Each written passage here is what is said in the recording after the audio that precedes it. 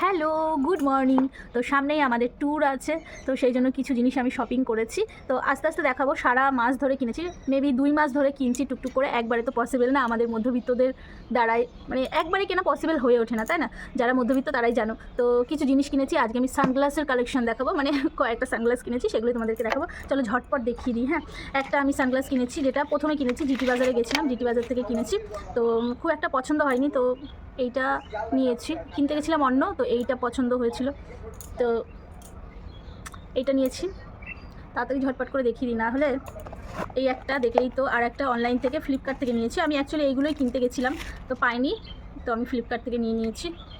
এই দেখো, এইটা অলরেডি আমার ছবি দেখে নিয়েছো। এইটা পরে কী সুন্দর না, এগুলো খুব ট্রেন্ডিংয়ে চলছে। তো এই একটা কেমন লাগবে বলবে, ঠিক আছে? আর একটা কোথায় গেল? এই একটা, এটাও খুব সুন্দর। এই দুটোই আমি ফ্লিপকার্ট থেকে নিয়েছি, আরেকটা আমাদের এখানে জিটি বাজার থেকে নিয়েছি। এইটা তো আমার দারুণ লাগছে, দারুণ। তোমাদের কোনটা কেমন লাগছে কমেন্টস করে জানাবে, ঠিক আছে? দেখো, এখানে পড়লেও হেভি স্টাইলিশ লাগবে। তো কোনটা কেমন হয়েছে বলবে।